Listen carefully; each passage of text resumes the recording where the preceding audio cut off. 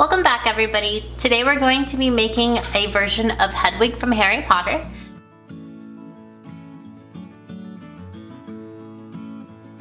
This one is a little bit different than just the plain old Hedwig, as it has some additional symbols from the Harry Potter movies.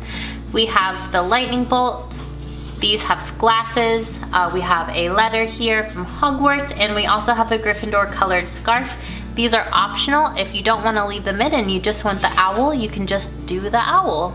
The materials that you're going to need for today's project are a traceable that can be found in my Google Classroom, a piece of graphite paper, 4 small pieces of masking tape,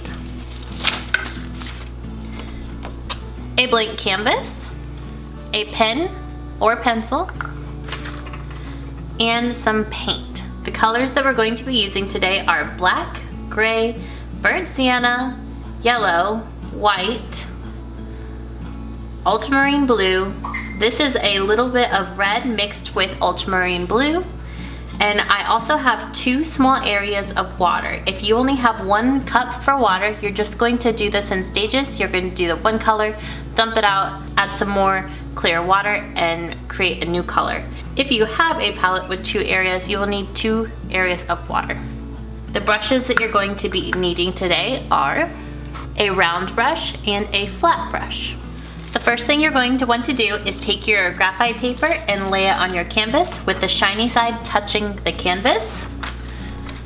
I'm going to take 2 pieces of masking tape and I'm going to tape 1 on either side to keep this steady. I've taped 1 on each side to keep it from moving around. I'm going to take my traceable and I'm going to put it right on top of that graphite paper, and I'm going to take my last 2 pieces of masking tape and tape them on the sides as well to keep it steady. I'm going to take my pen and I'm just going to trace over my entire image, and it's going to transfer onto my canvas to paint.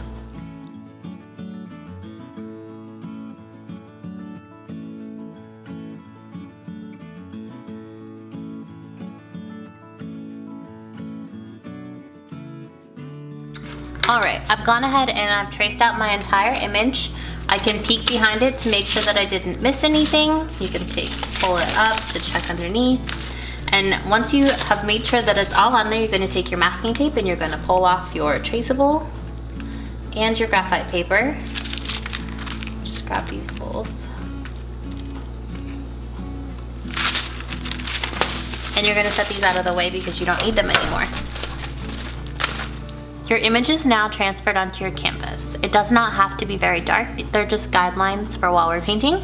The first thing that we're going to do is we're going to paint that owl a gray wash.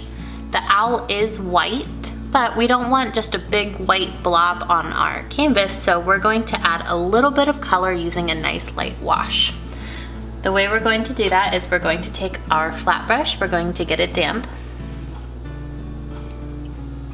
and I want you to dip just the corner of it in your black paint. You do not need very much, and you're going to stir it in one of those areas of water, and it's going to make a muddy water, and that is going to be our wash. Whenever you put this on, especially if you're working in a canvas that is upright on an easel, you're going to want to make sure that you're not using too much water on your brush at any given time, otherwise it'll start dripping down your canvas. You'll find a nice medium on how much you should have on your brush while you're painting it as you go. Just make sure that there isn't too much. And you're going to paint the entire owl in this gray wash. If you go slow enough, your canvas will start to absorb some of the water from your wash while you're going. So I'm going to paint everything that should be white on the owl in this gray color. Anywhere where there should be feathers on your owl, you're going to paint this gray wash.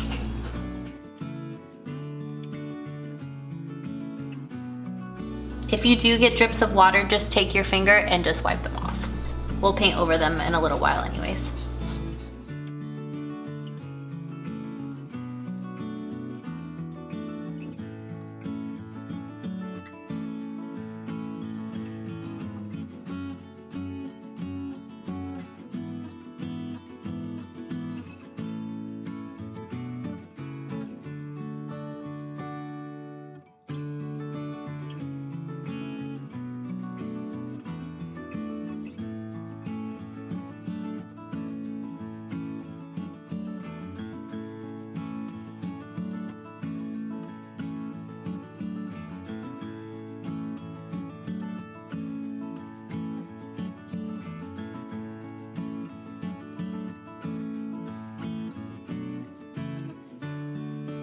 Once you're done painting all of your feathers, we're going to move on. The next step that we're going to do is we're going to paint our background. You're still going to need your flat brush for this. We're going to be using the ultramarine and the white. We're going to take our damp flat brush and we're going to double load the brush with the ultramarine and the white. And you're going to just paint the entire background using these two colors. The more white that you have, the lighter your color will be.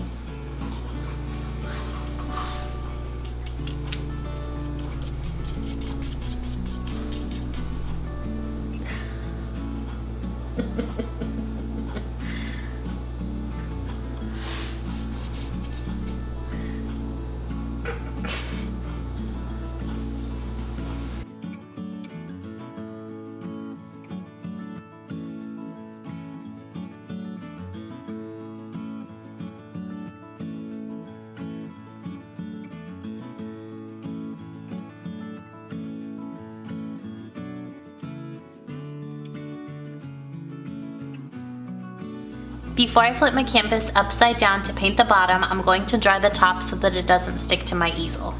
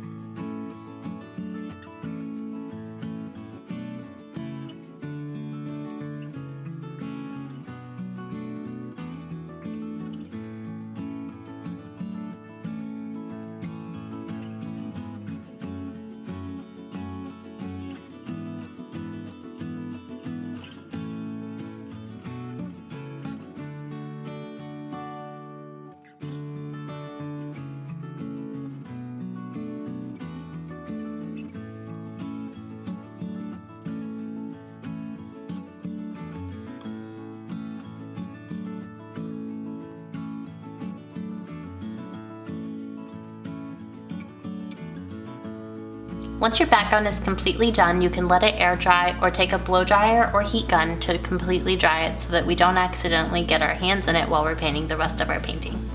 We're now going to switch to our round brush. I'm going to get it damp and we're going to start applying the gray paint.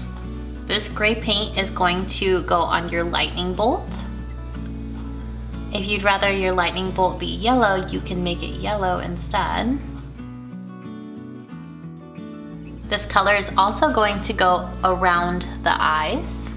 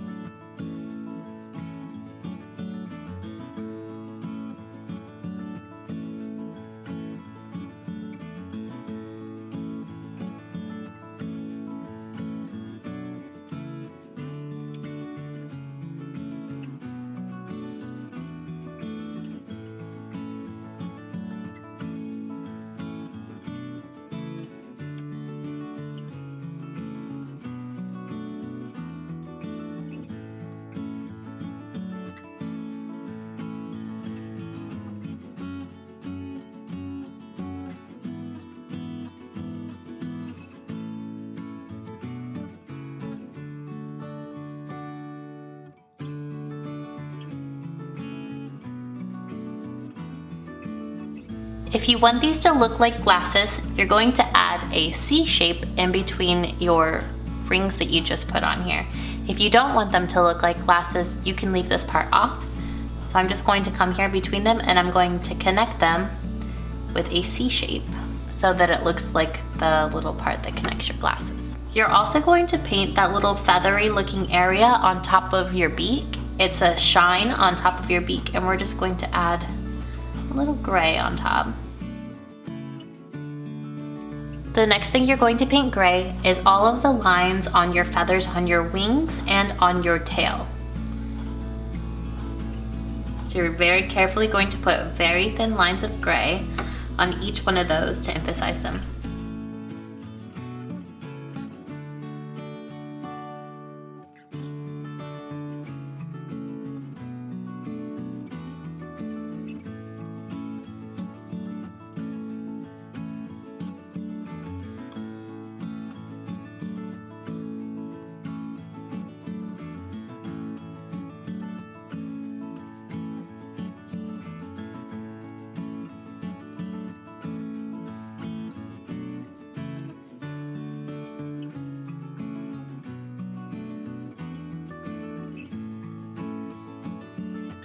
Once that's done, you can clean out your brush and we're going to switch to black. You're going to paint the larger part of the eye right here, black on each eye.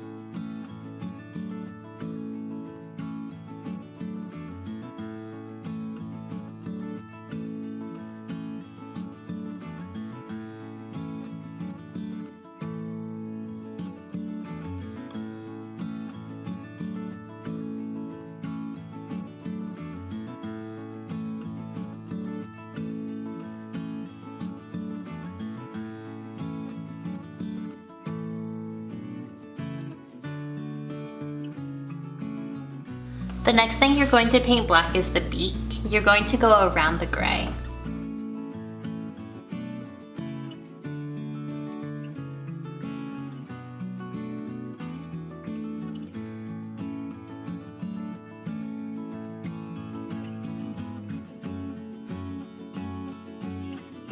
You're going to paint the H on the letter.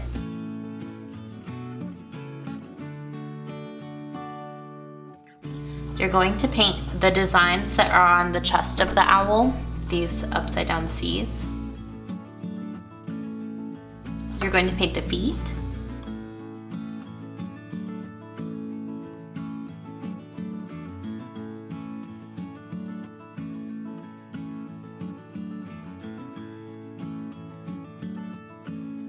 And the next thing is going to be optional. I'm going to add some little feathers on his forehead so that it looks a little less flat. So I'm going to start here near the bridge of the nose area. I'm going to feather out some lines here on the forehead. Like that.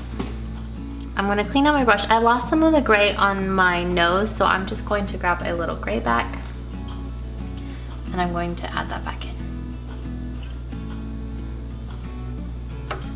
And that's all there is to it. The next thing that we're going to do is we're going to paint the wash on our letter. If you need to dump out your cup still of your plain water, you can go ahead and do that. If you already have another area of plain water left, that's what we're going to use. You're going to take a little bit of the yellow and you're going to drop it in that clear water. And you're going to take a little bit of that burnt sienna and you're going to drop it in that water as well. And you're going to stir them around, and you want a brownish color. So if it's more yellow than brown, you're going to add a little bit more brown. There we go. And you're going to paint the entire letter around that seal in this brownish color. You can use either brush. I'm going to use my round brush. Mine's a little bit too brown, so I'm going to add a little bit more yellow back into it. I want it to look like old dirty parchment paper. There we go.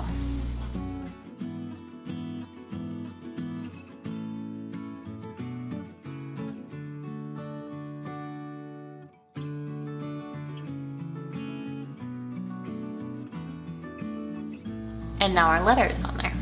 We're going to do the scarf next. You're going to stick with your round brush. The scarf alternates between that burgundy color and the yellow color. I recommend starting with one color and doing all of the lines first and then switching back to the other color. Otherwise, you have to keep cleaning your brush in between colors. And by that, I mean taking your burgundy, and I'm just going to mark all the ones that I'll be painting burgundy.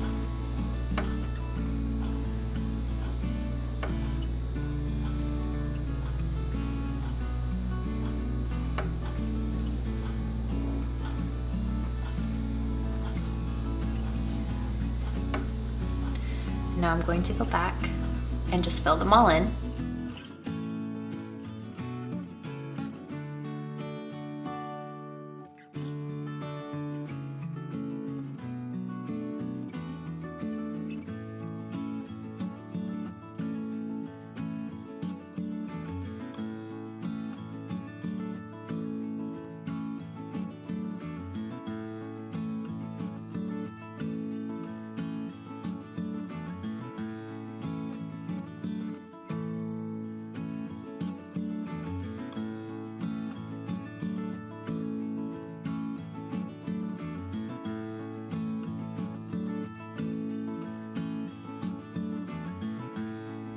If you started with burgundy, you can also take this time to add the burgundy around your seal here. Do not fill inside the circle, just fill out the wobbly part around the edges.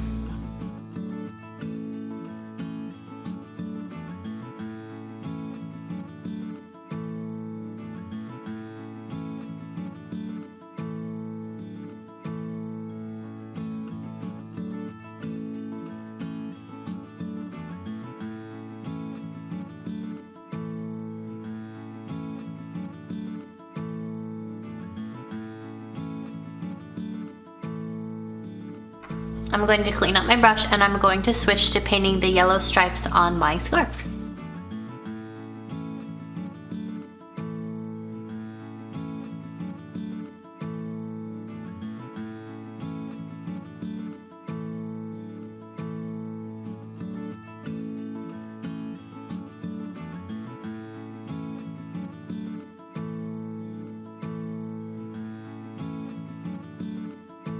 If you have any parts of your yellow where your gray wash had dripped down and it bothers you, you can always paint over it with white, dry it, and then reapply your yellow.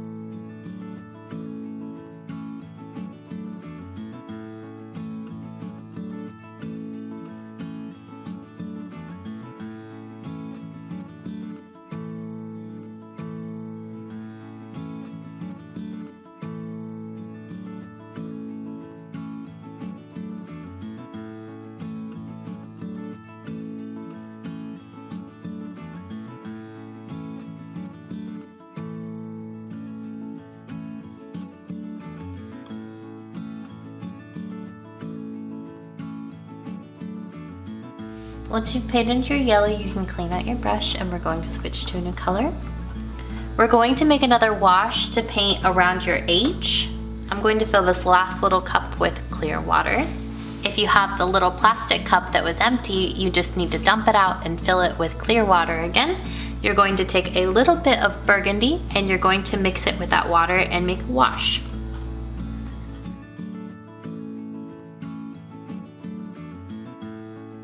And you're just going to make sure that you don't have a bunch of globby paint on your brush.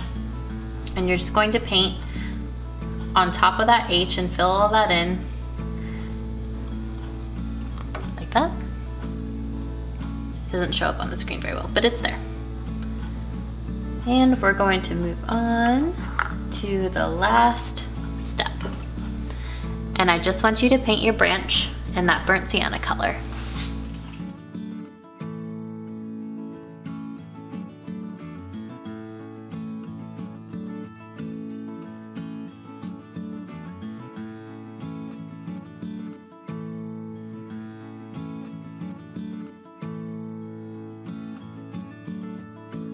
The burnt sienna is going to be a little transparent.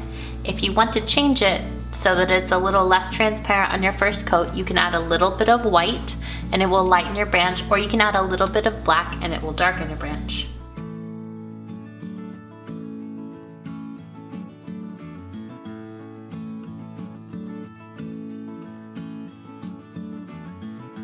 Once it's on, if you would like to dry it and put a second coat on, you can. Another option that you have is on your eyes, you have two white areas. You can leave them as they are with just the color of your canvas, or you can paint them white. I'm just going to leave them as they are because they have a similar texture to the places that we have our wash. Thank you for painting with me today. I'll catch you in the next one.